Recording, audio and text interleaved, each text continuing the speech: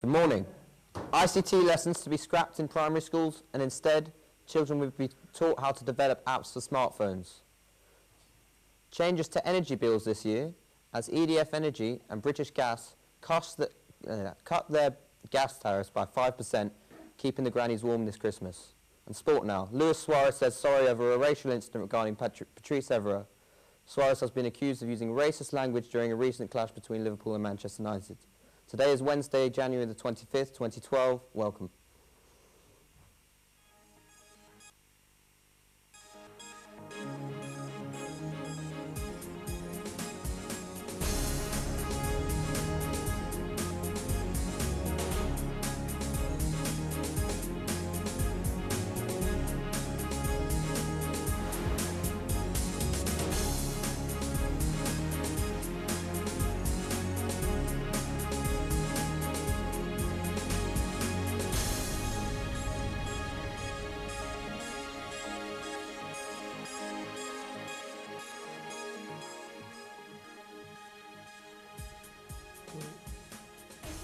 In Manchester with Fred Melody And Rebecca Cornby. Our top story is student accommodation. Which is better, private or student halls? Josh Lloyd has more.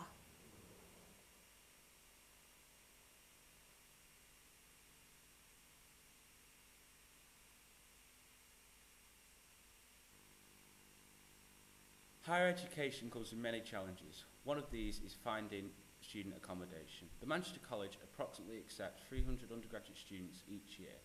Although connected to universities, the college fails to connect to an exclusive hall of residence. The only option is private accommodation. Private accommodation has its positives and negatives.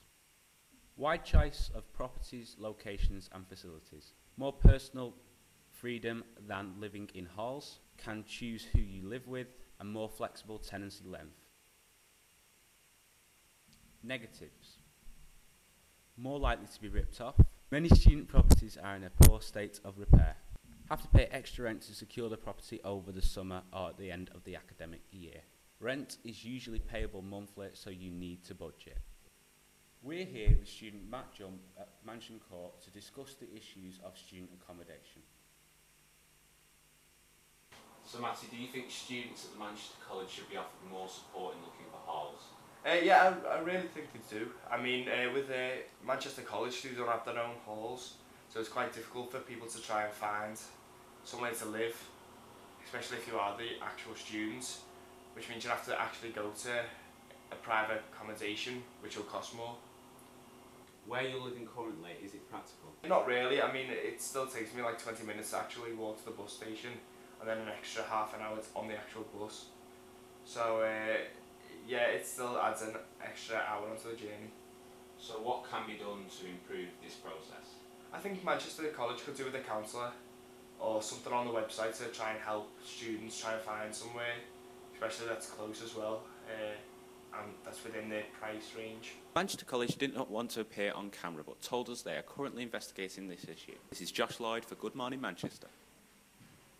We're joined by Erin and Matty to shed more light on this subject. Hi guys, and welcome to the show. Hi. Today, as you know, we're talking about student accommodation, private or university halls, and which is better. I mean, Matty, let's start with you. What do you live in? I live in student halls.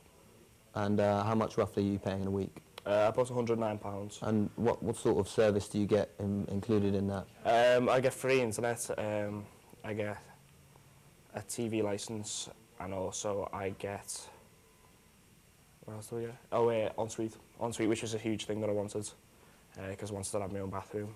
And how do you feel? Do you think it's making a dent in your wallet too hard?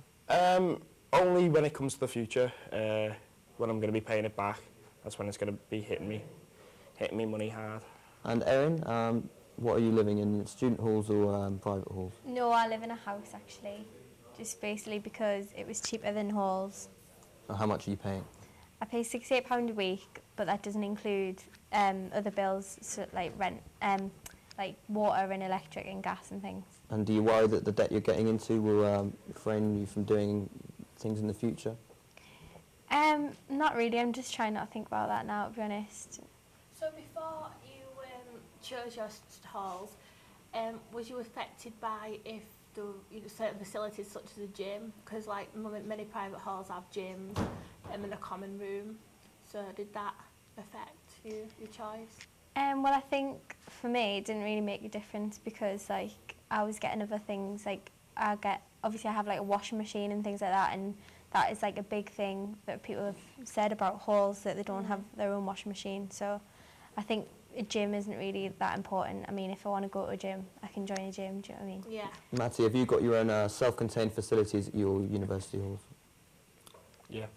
Yes, you do. So you've got a washing machine, a dishwasher. Have you got a dishwasher? Not my own. No, there's a big communal one, which can be a pain in the backside, especially because they're like £2. And those sort of services you've got to pay more for? Yeah, it's £2 for a wash and then £1 for a dryer. And do you feel that that's damaging your money? Not really, because you need to wash your clothes, don't you? So I pay to stay clean. You pay to stay clean. I like it. I like it. Yeah. Well, Erin and Matty, thanks for coming in, and that's all we've got time for. No problemo. On the show tomorrow, we'll be joined by Ricky Gervais and Stephen Merchant to talk about Series 2 of Life's Too Short.